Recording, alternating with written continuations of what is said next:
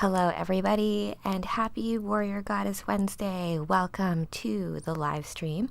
I am your host Rachel Z and I am prepped for my comic book reading a little bit later. I'm going to be doing an X-Men comic book reading as Storm. So I have the whole Storm get up, look up. I have also contacts to go along with it, but I'm not going to use them for this particular event just because it's going to be hard to read.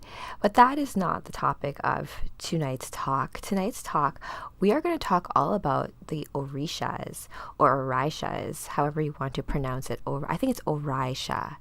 And just because this, just to give you some insight as to what this show is really all about, storytelling is a huge part of my own personal mythos, and I'm currently finishing up a novel, a book 3 of a 6-part sci-fi fantasy novel, and this book 3 is also going to be a graphic novel, so a comic book. And in doing that, I, of course, when you're doing anything creative, and especially since I was in the corporate world for a very long time, I forgot how to write creatively and go into that space of figuring out things like time travel and different timelines and magic and logic and things that are happening in other books, and because the book is a character in this as well. And so what does this all mean in terms of how I came to this topic? So the Orishas are deities, they are goddesses, they are elemental goddesses, and they are primarily found in Africa. I'm going to get into more detail about their history. And then the reason I'm so interested as well is because 2 of my girls in the Dragon Warriors, because my Dragon Warriors are based on real people, you may have heard from some of them on my Truth, Beauty, Freedom, and Love show and some of their stories. But I asked each of my Dragon Warriors, all the girls, to give me who they thought a guide goddess. So in my case, I am very close to Isis. I work a lot with Isis as well as Freya. And so just different goddesses, different aspects. Like if you think of even Venus in astrology, she has many different names. Isis has many different names. And it's because they're embodying the ineffable. They're embodying certain aspects and ideals that are not able to be, it's hard to kind of do that in this like 3D density space. So they both, Pastel and Joanne, hey, if you guys are watching this, both brought up Oshun. And Oshun is an Orisha, is one of the Orishas. And Oshun is I would say she's like a mother goddess. We'll get into each one of them and their symbology in a quick shake. And before I do, if you find my content useful, entertaining, or all of the above, please give me a like, share, and subscribe. Ever so appreciate it. So without further ado, let's go into my little screen share. I have a few tabs opened up so for us to learn about this.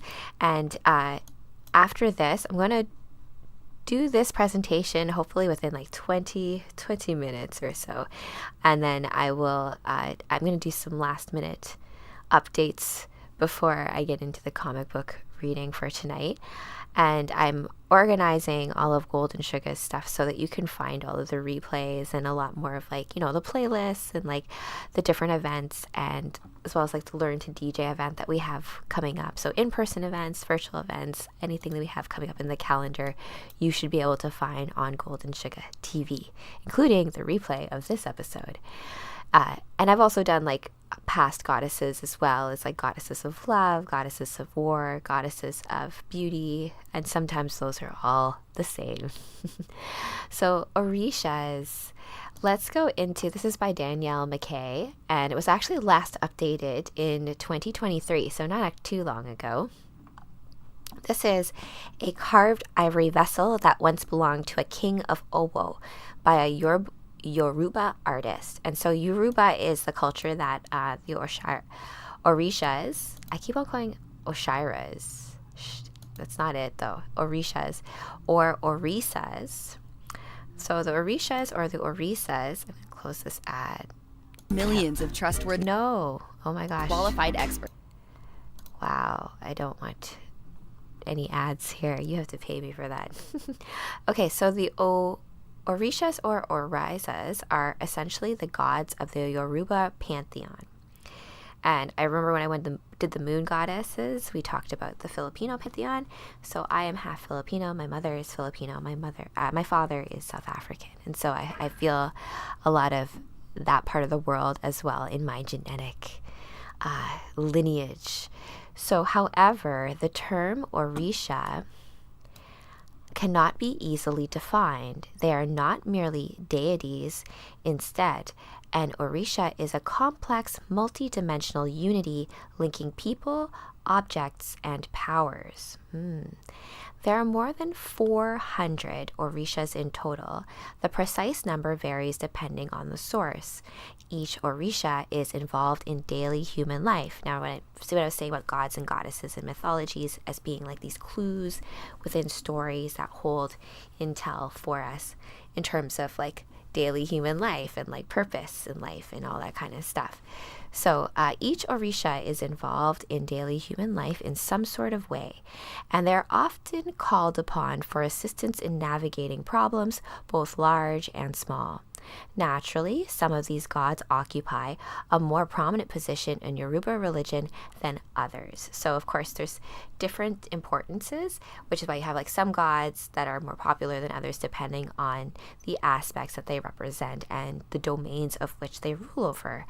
And so, Orisha, it's actually Orisha. So I'm gonna encode that right now so that when I talk later, because if I think about Storm in X-Men, that energy and be able to wield the elements, Storm, it's herself. We're gonna get into that. She would be an Orisha, really, if you think about it. Orisa. Okay, so who is the most powerful Orisha? Orisha. This is pretty. The Orishas collectively control all of the elements of the universe. However, each individual Orisha's power varies depending on their domain of authority. The most powerful Orisha is undoubtedly the supreme god Olorun, also known as Olodumare. Olorun's domain is the infinite universe, the skies, and the heavens. The other Yoruba gods effectively function as his emissaries. And where do the Orishas live? The Orishas live in the heavens, far above the earth. Most Orishas cannot easily travel to the human realm, but certain gods were gifted with the power to act as messengers, if we think about gods such as Thoth and Hermes and other Greek and Egyptian lore as well. But certain gods were gifted with the power to act as messengers between the world of the gods and the world of humans. For example, in the Ifa religion of Yoruba land, both Orunmila and Ishu have the ability to travel within the realms, or between the realms. They deliver messages to humans and sacrifices to the gods. So the go-between between the divine and the material realm. How many Orishas are there? Okay, so this is a kneeling female figure, which is popular in Yoruba art. Look at those boobies. And the belly button's actually protruding as well, so that's interesting. They are meant to represent a supplicant of the Orishas by Aragon of Osi, so late 19th or early 20th century. The total number of Orishas is open to debate, varying from 200 to over 1,700 depending on the source. However, the most commonly accepted number is 401. That's interesting. So 401. I guess also considering the supreme infinite deity being as well. So the Orishas are collectively known as Orishalana or Orishanla. Yes. This is also the name that is given to the creator god Obatala. The most important and powerful Orishas number around a dozen. These are the deities who are the most active in earthly affairs and universal in Yoruba belief. The rest of the Yoruba pantheon is made up of lesser Orishas and ancestors. So ancestors become a form of deity as well. Something important to note when you're thinking about like earth magic stuff. So a statuette of Ishu for an altar by a Yoruba artist in the late 20th century. Close this. According to one creation myth, in the beginning there was only one Orisha, the divine spirit, who lived in a house at the foot of a sheer rock wall. He had a slave called Ishu who attended to all of his needs, but Ishu hated his master. So one day, Ishu climbed to the top of a cliff and pushed a large boulder over the edge. The boulder fell on top of the Orisha's house and crushed the divine spirit within. The god shattered into pieces, which were then scattered in all directions by the wind. In this way, pieces of the divine spirit came to be found in all places and found within all living things, including the natural elements. Today, all 401 Orishas, collectively known as the Orishashanla, contain a fragment of the divine. It's an interesting concept. In comic books, they take a lot of this kind of idea as well. This is a cool statue. So, carved breastfeeding woman thought to represent Oduduwa by Yoruba artist. Another creation myth describes the violent birth of some of the most important Orishas. The story begins with Orangan, the son of Yemaya and her brother Ajanu, both primordial deities. One day, Orangan attacked and raped his mother and ended up impregnating her. Yemaya fled from her son in horror in the wake of this horrific act. And while fleeing from him, the goddess tripped and fell. Suddenly, 16 Orishas were born from her pregnant belly.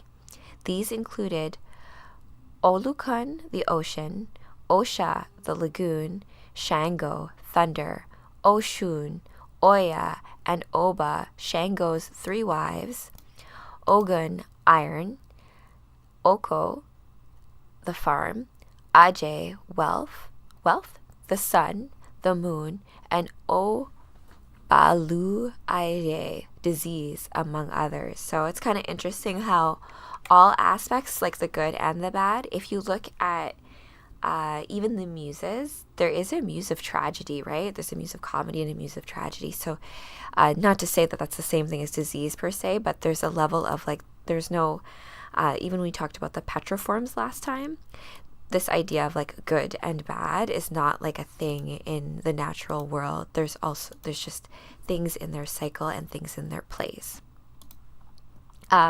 Here we have a list of notable Orishas. The Yoruba pantheon contains hundreds of Orishas, and together they created the universe and the human race, and all remain involved in the humans' daily lives. Each Orisha had their own significance for the Yoruba people, although the precise worship and importance of the individual Orishas varies across Yoruba land. The most notable Orishas are those connected with fertility for both human and agricultural. So the same, like being able to have a baby and also having your crops be fertile as well, are related. Also, like how our bodies are also related as an extension symbolically of the earth itself. And when we think of Astro, Taurus, which is the body, also is attributed not just to finance and resources in that way, but the resource of your body too. This is a brass bust, depicts an unknown Yoruba king. So this gets into, I think, some popular ones. I want to see if, let's look at Yemaya, because this is Warrior Goddess Wednesday. So sorry, gods, I'm going to have to put you're on a different day to talk about your stuff. Because even in Astro, there's only 2, I shouldn't say only, but of the 10 major luminaries that you deal with in an Astro, really it's the moon and Venus that are the goddesses, and Earth, if you want to consider that as well. So Yemaya, this is a figure of a carving by Yoruba artists and dated to the 20th century. Yemaya, or Yemoya, is the primordial goddess of water, and we're in Pisces season right now, so it's kind of good to be aware of these mythos and primordial energies that are out there. Unlike other water deities, whose powers only extend to certain bodies of water, Yemaya has dominion over all water and all other water Orishas. In fact, she is revered as the mother of all Orishas. Oh yeah, Yemaya is predominantly a goddess of fertility and childbirth, and as such, her worshippers are mainly female. They believe that the water from Yemaya's oceans and rivers has the ability to heal infertility. Yemaya is also a protector of women during the act of childbirth. Nice. We have Shango, the god of thunder. You can actually, there's a lot of Shango story. Like the god of thunder and lightning is that. I should do a little bit of like a mind map of that, where all those kind of come into play. Oshun. Let's talk about Oshun, because this is the goddess that is the guide goddess, or involved in two of my ladies, and she's. When I think of water too, I do think of dream power, because you're talking about Neptune's domain. You're talking about the unseen, the subconscious. So all of like those types of waters symbolically also play a part when we're talking about more ineffable concepts and archetypal concepts such as gods and goddesses. So Oshun is the goddess of the ocean river and the patron town of Ozogbo. She is also the goddess of love, beauty, and diplomacy. That's some good skills to have. Though primarily known as a peacemaker, Oshun will not hesitate to fiercely protect her followers. That's right. She's nice until she's not. She is one of the three wives of Shango, the god of thunder and lightning. So Oshun is a benevolent and generous goddess, closely associated with kingship and the royalty of the Ozogbo kingdom. And this is where Oshun is very similar to Isis, because Isis translates to the throne, right? And so this idea of birthright to kingship coming through the goddess is very much attributed here to Oshun. And I can see why my girls have felt a calling to Oshun, being Oshun's daughters. Okay, so she's a benevolent and generous goddess, closely associated with kingship, and most of her myths tell the foundation story of Ozogbo next to the Oshun River. The Oshun Ozogbo Sacred Grove in Nigeria is still a popular place of worship for her followers. And I think I talked about this last time on my live stream about sacred groves and how, like in Power Rangers, Angel Grove, this idea of sacred groves. Let's look up, hold on, sacred grove. Maybe there's like a definition specifically. Yeah, I know it's wiki, but this is a better one. Path of Exile. The sacred grove is an area that can randomly be found in maps, which is related to the harvest mechanics. So, sacred grove looks like these kind of things, like where it looks magical. Where, a clearing of trees, it's typically trees all of the same type. And it's like a space where you can do sacred rites. And it's one of those things where it's a canvas by which when you come, and if you bring like drums, circle, your music, all the people using that space, you fill that with everything, and then it becomes so much more special. That's all I really wanted to talk about in terms of Orishas and that pantheon of elemental goddesses that come out of the culture of the Yorubas and, in Africa as well. I'm going to go into this as another overview, and then we will wrap, and then I will take a little break, and then I'll catch you all if you're joining me for the comic book reading. Okay, so the Orishas are the gods of Santeria. This one. Okay, interesting. So this just goes to show all these interesting connections between the different goddesses and like the way they kind of intertwine with different cultures. And if you go further and far enough back, it's all like brothers and sisters. So the Orishas are gods of Santeria, the beings that believers interact with on a regular basis. The number of Orishas, remember there's quite a lot of them, varies among believers. In the original African belief system from which Santeria originates, there are hundreds of Orishas. The New World Santeria believers, on the other hand, generally only work with a handful of them. So then we've got here a few of them that are primarily, I guess, venerated within the Santerian religion. So like Orunla, the Orisha of divination and human destiny. So say Orunla was present at the creation of humanity and the forging of souls.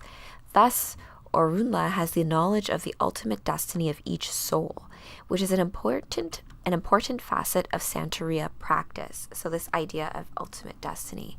Working towards one's destiny is to promote harmony. That's a good one. I'm going to repeat that. Working towards one's destiny is to promote harmony. To move contrary to it creates discord. So believers look for insight to their destiny and what they might currently be doing in order that runs contrary. So I look at that as in relation to Astro and like what you're like when you're trying to find your purpose, and when things aren't working, it's like because perhaps that's not the correct path, that we're trying to force it. But it can be sometimes difficult to discern those clues, right? So Orunla is commonly associated with Francis of Assisi, although the reasons are not obvious.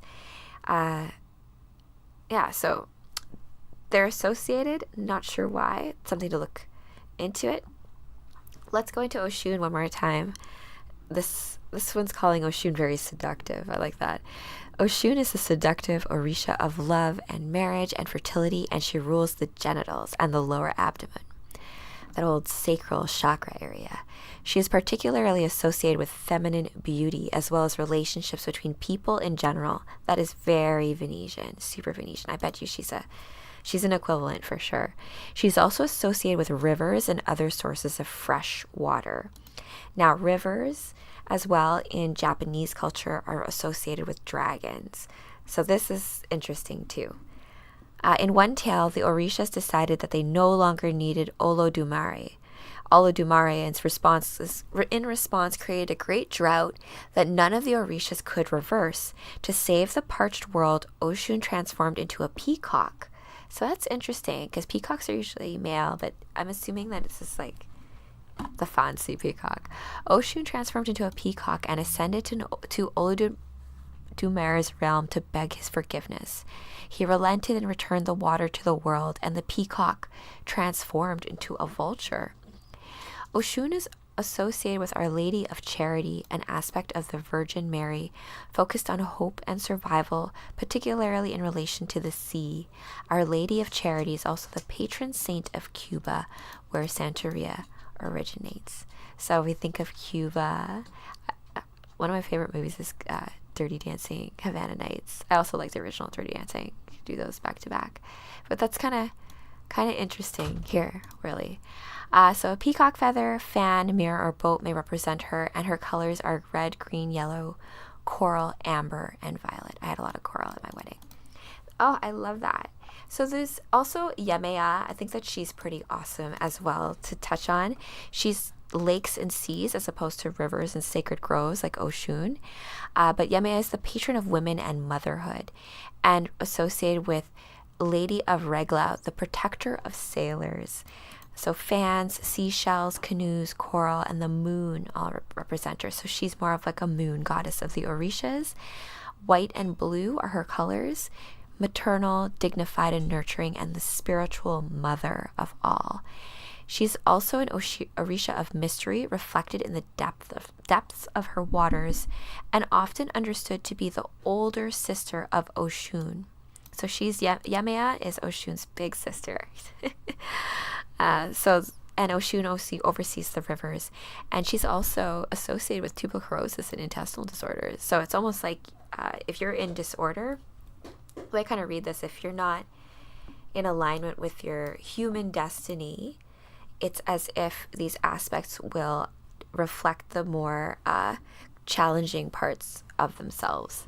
So it's good to, what these goddesses do help us to conceptualize how to understand how to work towards harmony in our own lives. And not that you have to worship the Orishas or anything like that, but it's good to know these stories. It's good to know that the elemental forces of the world are represented in different ways, as opposed to what is just like mainstream and out there, and that we as people seeking for meaning in our lives have much more than it seems out there to reach out to and gravitate to. And so with that, I hope you enjoyed this episode of Warrior Goddess Wednesday. We went over the Orishas, who they are, the pantheon, as well as this idea of water goddess energy in the sign of Pisces as we navigate the dream world, deep waters of our subconscious, and learn how to bring all of those dreams and our manifest destiny into reality. So I hope you have a good one wherever you reside in the cosmos. Until next time, starseeds.